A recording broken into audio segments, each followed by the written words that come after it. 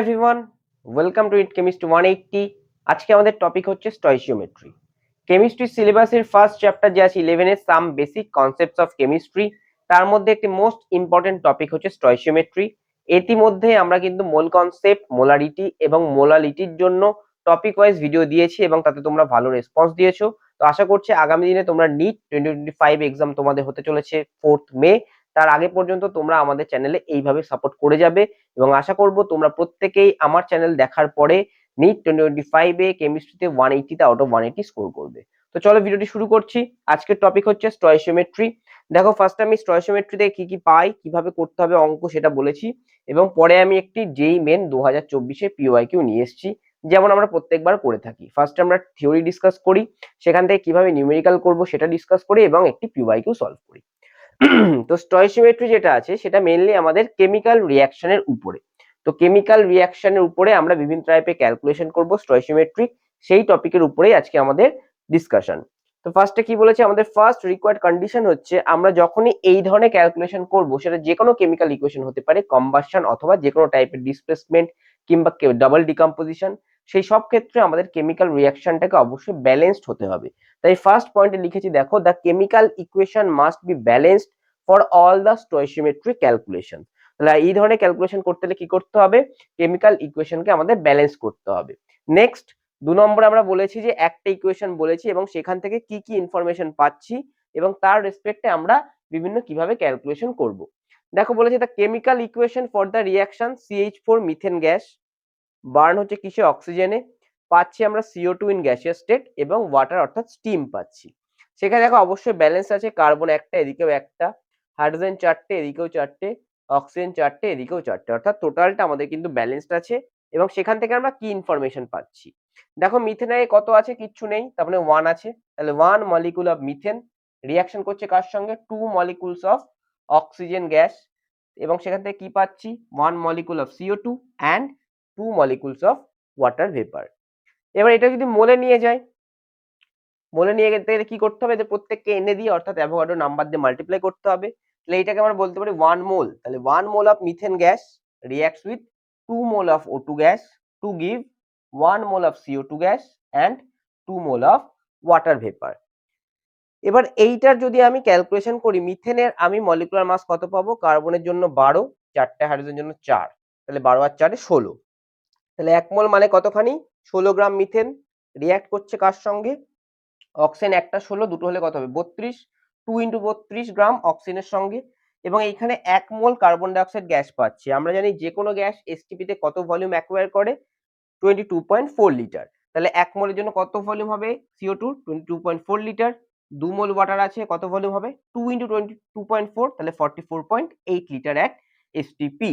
তাহলে এইটুকু কিন্তু আমরা ইনফরমেশন পাচ্ছি এবং এখান থেকে আমরা রেসপেক্টিভ ক্যালকুলেশন করব। আমাদের যখন বলে দেবে যে এত মোল থেকে অত মোল কত কি পাবো না পাবো, টোটালটাই আমরা কিন্তু ফার্স্টে কি করব, ব্যালেন্সড কেমিক্যাল ইকুয়েশন লিখবো এবং তারপরে জাস্ট ইউনিটারি মেথড অ্যাপ্লাই করেই আমরা করে ফেলতে পারবো।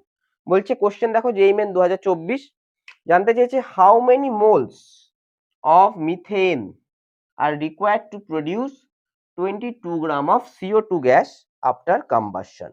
অর্থাৎ মিথেনে কম্বাসশন করব, CO2 গ্যাস প্রডিউস হচ্ছে, তাহলে এই ইকুয়েশনটাই আমাদের কাজে লাগবে। ওই ইকুয়েশনে যদি তোমাদের জানা না থাকে, আমি একটি জেনারেল ইকুয়েশন বলে দিচ্ছি, সেইটা কিন্তু সমস্ত হাইড্রোকার্বন অর্থাৎ কার্বন আর হাইড্রোজেন কন্টেইনিং কম্পাউন্ডের ক্ষেত্রে অ্যাপ্লিকেবল হবে। হাইড্রোকার্বন মানে কি, তার মধ্যে কি থাকবে, কার্বন থাকবে আর হাইড্রোজেন থাকবে। ধরে নিচ্ছি CXHY একটা হাইড্রোকার্বন, এটা যদি বার্ন করে অক্সিজেনের সঙ্গে, তাহলে আমাদের অক্সিজেন লাগবে X প্লাস Y/4 অক্সিজেন। এখান থেকে আমরা পাবো X amount of CO2 plus Y/2 amount of water. এবার আমাদের কম্পাউন্ডটা কে আছে, কম্পাউন্ডটা আছে কিন্তু আমাদের মিথেন CH4। তাহলে x এর জায়গায় কত আছে, x ইকুয়াল টু আমাদের 1 আছে, y ইকুয়াল টু কত আছে, y ইকুয়াল টু আমাদের 4 আছে। তাহলে প্লাস কত আসবে, x এর জায়গায় 1 প্লাস 4/4 মানে কেটে গেলে 1 plus 1 2, 2O2, x CO2, x মানে কত আমাদের 1, তাহলে CO2 প্লাস y/2 মানে কি 4/2, তাহলে 2 ওয়াটার। এইটা গ্যাসিয়াস স্টেট, এইটাও গ্যাসিয়াস স্টেট, এইটাও গ্যাসিয়াস স্টেট, এইটাও গ্যাসিয়াস স্টেট। এবার এখান থেকে আমরা কি দেখতে পাচ্ছি, এটা হচ্ছে 1 মোল, CO2 কত আছে, এটাও 1 মোল। নাও এটা 1 মোল মানে কতখানি, CO2 মোলার মাস কত আমরা জানি, যে ক্যালকুলেট করি, CO2 কার্বনে কত 12 প্লাস অক্সিজেন 16, তাহলে 2 ইন্টু 16 ইকুয়াল টু কত আসবে 44 গ্রাম। তাহলে 1 মোল মানে কত CO2, 44 গ্রাম। দেখো তাহলে 44 গ্রাম CO2 পাচ্ছি কত থেকে, 1 মোল মিথেন থেকে। আমাদের বলেছে 22 গ্রাম কত থেকে পাবো, তাহলে আমরা এখান থেকে লিখতে পারি, from the equation we know that 44 gram of CO2 is produced from কত মোল মিথেন থেকে পাচ্ছি 44 গ্রাম, 1 মোল মিথেন থেকে, 1 মোল মিথেন। তাহলে 22 গ্রাম কত থেকে পাবো, তার জন্য আমাকে 1 গ্রামে ক্যালকুলেট করতে হবে।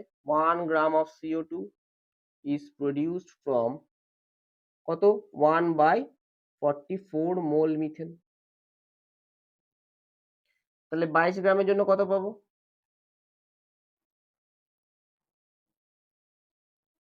22 বাই 44, তাহলে এটা আমাদের আসবে 0.5 মোল অফ মিথেন।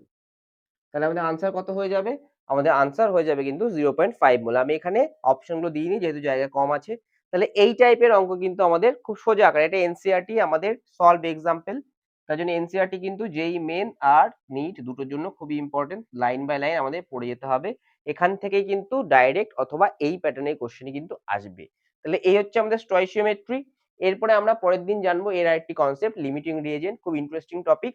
তোমরা যদি সেই কনসেপ্টের উপরে ভিডিও পেতে চাও অবশ্যই চ্যানেলটি সাবস্ক্রাইব করে নোটিফিকেশন বেলটি প্রেস করে দাও। আর ভিডিওটি ভালো লাগলে অবশ্যই লাইক করে বন্ধুদের সঙ্গে শেয়ার করো এবং অবশ্যই চ্যানেলের সঙ্গে তোমরা জুড়ে থাকো। আমি পরবর্তী ভিডিও নিয়ে আসছি লিমিটিং রিএজেন্ট, আশা করছি প্রত্যেক ভিডিওর মতো আগামী ভিডিওতেও তোমরা ভালো রেসপন্স করবে। নমস্কার।